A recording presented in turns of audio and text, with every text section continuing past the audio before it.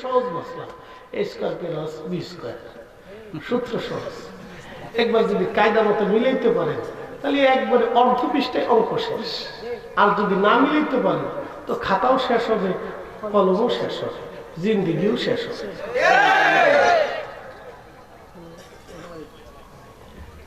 প্রিয় ভাইরা আমার, খুব মনোযোগ দিবেন। হালিমাতুস সাদিয়া রাদিয়াল্লাহু আনহা তিনি বলতেছেন, দুনিয়ার মানুষে তোমরা শোনো, আমি আমার রাসূলের কাছে গেলাম ঘুম ভাঙানোর জন্য। বুকের উপর থেকে রেশমের কাপড় আমি সরাইয়া আমি আস্তে করে বুকের উপরে আলতো আলতো করে হাত বুলিয়ে দিতে লাগলাম যাতে ঘুম ভেঙে যায়। আস্তে আস্তে আলতো আলতো করে বুকের উপরে হাত বোলাইতে লাগলাম। যখন হাত বুলিয়ে দিলাম আল্লাহর নবীর ঘুম ভেঙে গেল। ঘুম ভেঙে যাওয়ার পরে আমার চেহারার দিকে তাকাইয়া নবীজি ছোট্ট করে একটা মুস্কি হাসি দিলেন। একসাথে বলেন আল্লাহু আকবার। ভাগ্য, যেটা বলেন কি ভাগ্য, কি ভাগ্য, কি ভাগ্য। আবু জাহেলের হয় নাই, উতবার হয় নাই, সাইবার হয় নাই, মুগিরার হয় নাই, আবু লাহাবের হয় নাই। যেই নবীর চাচা আহা কোলে করে, কাঁধে করে, পিঠে করে দস্তরখানায় নিজে বসে খাইতেন, ভাতিজাকে কখনো জুদা করতেন না যে চাচি খাবার দিবে কি না দিবে। ঠিক আছে না ভাই? অনেক চাচিরা হিংসা করে না, ভাতিজা ভাতিজিদেরকে হিংসা করে। সৎ মা থাকলে হিংসা করে না? হিংসা করে। বাপ যে যতই বলুক যে আমি মুহাদ্দিস আর সাইকুল হাদিস আর ফেরেশতা, সৎ সন্তানদেরকে সৎ মারা হালকা পাতলা হলেও হিংসা করে। কোন সাইকুল হাদিস বউ যদি বিয়ে করেন তাও হিংসা করবে, ওই জাতগত স্বভাব এটা, বুঝতে পারছেন? বলে দিলাম বাকি ঝুঁকি রেখে হিংসা করে। এই জন্য ওই সময় বাবার কি উচিত জানেন? কোন কেউ যদি দ্বিতীয় স্ত্রী গ্রহণ করেন, যে আপনার স্ত্রী মারা গেছে, আগে সন্তান আছে, আপনি দ্বিতীয় স্ত্রী গ্রহণ করছেন, তারা শুনে রাখবেন আপনার স্ত্রীর উপরে 100% ছেড়ে দিবেন না। নিজের সন্তানকে নিজে কাছে বসায় খাওয়াবেন, বুঝতে পারছেন? নিজে হাতে পোশাক কিনে দিবেন, সবাইকে সমানভাবে কিনে দিবেন, আগেরটা পরেরটা সব বাচ্চাদের একসাথে বসে বসে নিজে বেড়ে বেড়ে বাচ্চাদেরকে খাওয়াবে। কারণ মহিলা মানুষ তো, তারা ঘরের ভিতরে থাকে, অনেক কিছু তারা বুঝে না, হয়তো কোনো কারণবশত হিংসা করতে পারে, হিংসা আসতে পারে। নিজের সন্তানের প্রতি একটু মায়া বেশি হতে পারে, পরের সন্তানটার প্রতি মায়াটা একটু কম আসতে পারে, আসতেই পারে। কি কথা ঠিক আছে না? সে তো মা, তার পেটের বাচ্চার প্রতি মায়া বেশি এসে গেছে, সে তো মা, আসতেই পারে। এখানে দোষ দিবেন না, এখানে দোষ ধরবেন না, বরং এখানে খুব কন্ট্রোল করবেন, নিজেকে ঠান্ডা মাথায় কন্ট্রোল করবেন যে সে তো মা, তার সন্তানের প্রতি তার দরদ বেশি আসতেই পারে। এই জন্য মা হিসেবে তাকে দোষ দিবেন না, কিন্তু আপনাকে নিজেকে ঠান্ডা মাথায় কন্ট্রোল করতে হবে। এটা অনেকে বুঝে না, খুব গ্যাঞ্জাম ফাসাদ করে, ঝগড়া ফাসাদ করে। এই সময় গ্যাঞ্জাম ফাসাদ, ঝগড়া ফাসাদ করবেন না, খুব ঠান্ডা মাথায় টেকেন দিবেন। নিজের সন্তান ওই সময় একসাথে বসায় খাওয়াবেন, নিজে কিনে দিবেন, নিজে বাচ্চা, সব পক্ষের বাচ্চাদেরকে নিজে নিজে নিয়ে ঘুরবেন, বাচ্চাদেরকে সময় দিবেন, অথবা কিন্তু ওই বাচ্চা ঠকে যাবে, বুঝতে পারছেন? সে তার মায়ের অভাব ফিল করবে যে আমার মা নাই বিধায় আমি আজকে কষ্ট করতেছি। এটি কিন্তু ভবিষ্যতে আপনার জন্য অনেক বড় এফেক্ট করবে ওই বাচ্চার ব্রেনে। আপনাদেরকে খালি ওয়াজ করতে হবে না, প্রেসক্রিপশন দেওয়ার দরকার। এগুলো একটা জীবনের অনেক বড় প্রেসক্রিপশন। ঠিক আছে, অনেকেই ভুল করে, বুঝে না যে ওই স্ত্রীর প্রতি রাগ করে। তা আপনি ওই স্ত্রীর প্রতি রাগ করতে পারেন না, দরকার নেই। সে তো মা, তার সন্তানের প্রতি তার দরদ আসতেই পারে, এটা হতেই পারে, যে কোনো মা হতে পারে। এই জন্য এই সময় নিজের বাচ্চাদেরকে সমানভাবে টেকে দিবে। তো খুব মনোযোগ দিয়ে হালিমাতুস সাদিয়া রাদিয়াল্লাহু আনহা বলতেছেন, আমি রাসূলের ঘুম ভাঙাইলাম। নবীজি আমার দিকে তাকিয়ে একটা মুস্কি হাসি দিলেন। হাসি এতই চমৎকার ছিল, হাসি দেখে আমি পাগল হয়ে গেছি। সুবহানাল্লাহ। স্বামীকে বললাম, স্বামী আমি সন্তান ছাড়া কখনো তাইফে ফিরে যাব না, আমি তাকে নিয়েই যাবো, টাকা দিক মানা। একসাথে বলি না মারহাবা, টাকা দিক মানা দিক, আমি তাকে নিয়েই যাবো। ভালো আছে, টাকা দিক মানা দিক, আমি তাকে নিয়ে যাবো। প্রিয় উপস্থিতি, সাদিয়া বলতেছেন, দুনিয়ার মানুষে আমি আমার রাসূল করিম সাল্লাল্লাহু আলাইহি সাল্লামের পবিত্র জুলফি মুবারকের মাঝখানে, ইমাম মুল্লা আলী কারি মাক্কি আল মাওরিদের মধ্যে লেখেন, পবিত্র জুলফি মুবারকের মাঝখানে যে কপাল আছে, এই কপালের এখান থেকে একটা নূর মুবারক বের হইয়া খেলালাস সামা, একবারে অর্ধ আকাশ পর্যন্ত এই নূরটা চলে গেল। একসাথে বলেন আল্লাহু আকবার। ভুবনের প্রিয় মুহাম্মদ এলো রে দুনি আয় রে সাগর,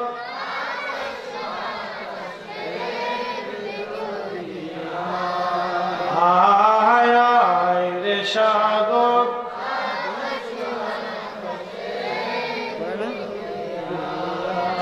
ধুলির ধারা বেহেশত আজ, ধুলির ধারা বেহেশত আজ।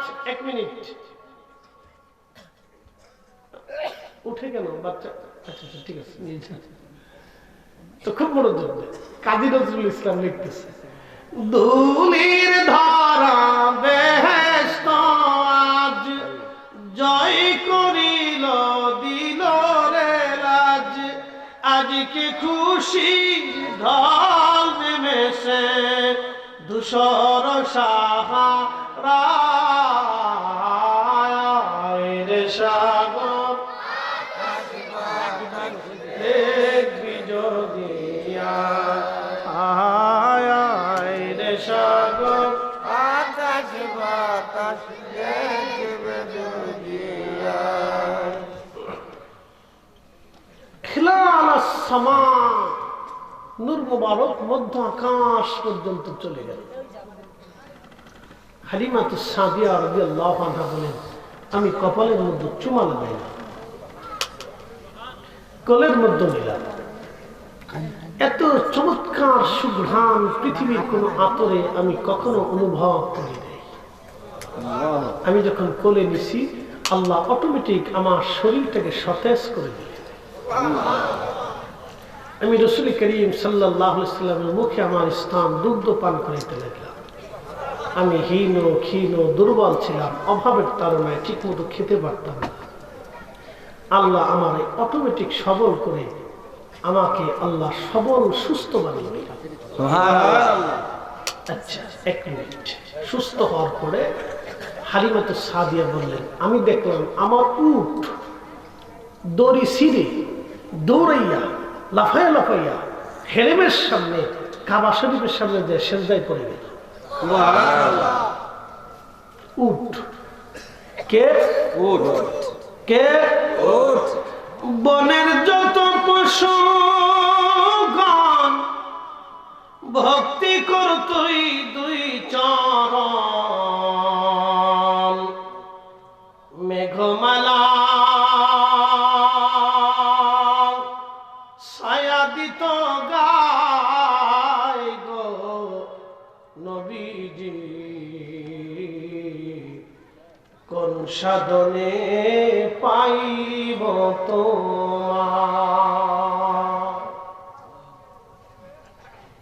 হালিমাজের নবীকে পাইছে, এটা কি ভাগ্য? যারা বলেন এটা কি ভাগ্য? নবীজির চাচা আবু তালিব পেল না। চাচা কখনো রসুলকে জুদা করতেন না, নিজে এক বিছানায় ঘুমাইতেন, কোলে করে কাঁধে করে তিনি যেখানে যাইতেন সাথে করে নবীকে নিয়ে যাইতেন, যে চাচি আদর নাও করতে পারে। বুঝেন, দেখেন, চাচা বাবার মতো, ভাতিজারা সন্তানের মতো, এই কথা সারা জীবন মনে রাখবেন। চাচা বাবার মতো, ভাতিজারা সন্তানের মতো। এটা যদি নজরে দেখেন তাহলে কোনোদিনও ঝগড়া হবে না। চাচা বাবার মতো। রাসূল করিমের চাচা আবু তালিব কোলে করে কাঁধে করে নিয়ে ঘুরে বেড়াইতে, খাইতে একসাথে খাইতে, নবীজিকে নিজে গোসল করাই দিতে। আহা, জীবনের বিরাট একটা পাঠ তার রাসূলের সাথে সাথে সাথে সাথে সাথে সাথে নিয়ে ঘুরে বেড়াইতে, কিন্তু শেষ সময় নসিব হল না। বড়াতে হবে। আল্লাহ নবী বহু রিকোয়েস্ট করলেন, চাচা একটা বার শুধু কানে কানে আমাকে বলেন লা ইলাহা ইল্লাল্লাহ মুহাম্মাদুর রাসূলুল্লাহ। চাচা আপনি একটা বার বলেন, শুধু কানে কানে বলে যান, তাই আমি আল্লাহর সাথে কথা বলি, শুধু বলে যান। বহুবার অনুরোধ করলেন, চাচা শুধু বলে যান। শুধু বললো যে আমি যদি এখন গোপনে বলি মক্কার মানুষ কি মনে করে, শুধু মানুষের চিন্তা সে হেদায়েত শূন্য হলো। এই জন্য আপনাদেরকে বলবো, মানুষ কি বলবো সেটা কিচ্ছু দেয় আসে না।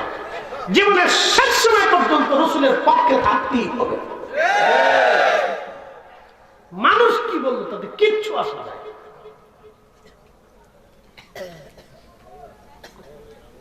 শুধু একটা বাক্যের জন্য যে মানুষ কি বলবে, যে আমি গোপনে কালেমা পড়ছি, মানুষ কি বলবে। তো মানুষ কি বলবে সেই জন্য আপনাকে রাসূল থেকে জুদা হওয়া যাবে না। কথা ঠিক আছে না ভাই? মানুষ কি বলবে দেখার দরকার। প্রিয় উপস্থিতি খুব মনোযোগ দেবেন। হাজরাতে হালিমাতুস সাদিয়া বলেন, দুনিয়ার মানুষ আমার রূপ দৌড়ায় হেরেমের সামনে সেজদায় পড়ে গেল, কাবার সামনে বানে বানে সেজদা দিতে লাগলো। আমি রাত্রিবেলা চলে গেলাম, আমার উটের দুধ এসে গেল। আমার স্ত্রী আমার স্বামী উট দহন করে দুধ দহন করে দৌড়ে এসে বলল, হালিমা কেমন বাচ্চা ঘরে আনছো, কেমন বাচ্চা ঘরে আনছো রে হালিমা। হালিমা রে এত বরকতওয়ালা বাচ্চা, আমার উটের দুধ ভরে গেছে, এই বাচ্চা ছাড়া আমরা তায়েফে ফিরে যাব না। হালিমা বললেন, দুনিয়ার মানুষকে আমি রাসূলকে শেষ দিনে নিয়ে যাওয়ার জন্য আমি ঘোড়ার গাধার পিঠের উপরে চললাম। গাধার পিঠের উপরে চড়ার পরে হযরত আমেনা আমার নবীকে কোলে করে নিয়ে আসছে বিদায় দেওয়ার জন্য। হযরত আমেনা কোলের ভিতরে করে রাসূলকে দেওয়ার জন্য আনছেন। আমার কোলে দিয়ে বলেন, হালিমা রে তুমি জানো না আমার এই বাচ্চার শান কত হালিমা, তুমি জানো না আমার এই সন্তানের শান কত রে হালিমা। হালিমা রে এই সন্তানকে যখন আমি পেটে ধারণ করেছিলাম তখন আমি নিজেও জানতাম না আমার পেটে কোনো বাচ্চা আছে। কে জানি স্বপ্নের ঘরে আমাকে বলে যাইতো হালিমা, আমাকে বলে যাইতো আমেনা তুমি বড় ভাগ্যবতী, তোমার উদরে রাহমাতুল লিল আলামিন তশরিফ এনেছে। আল্লাহু আকবার। এরা আমেনা তুমি আখিরি নবীর মা হতে চলেছ। আসমানে আহমদ, জমিনে তার নাম হবে মুহাম্মদ। সেটা বলবেন আল্লাহু আকবার। আল্লাহু আকবার। আসমানে আহমদ, জমিনে তার নাম হবে মুহাম্মদ। আমিনা রে আসমানে আহমদ, জমিনে নাম হবে মুহাম্মদ।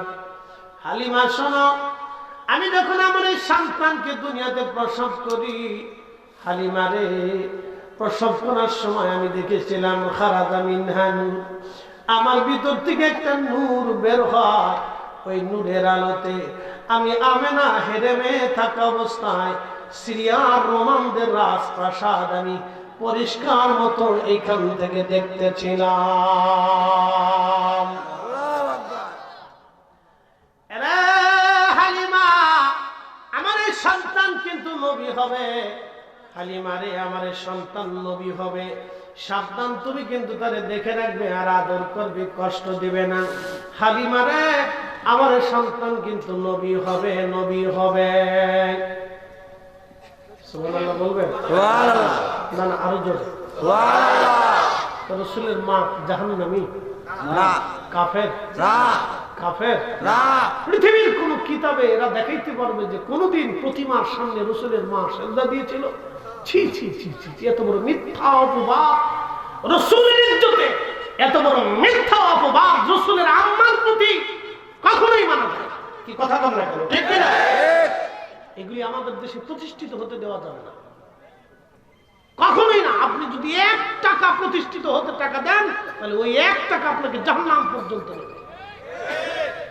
এই জন্য আমরা এই সমস্ত বিষয়ে অত্যন্ত কঠোর হয়ে থাকি। এই জন্যই যে আপনার অর্থ দিয়ে যদি তাদেরকে প্রতিষ্ঠিত করেন তাহলে আপনার 1 টাকা ব্যয় করলেও আপনি জাহান্নামের জন্য 1 টাকা ব্যয় করবেন।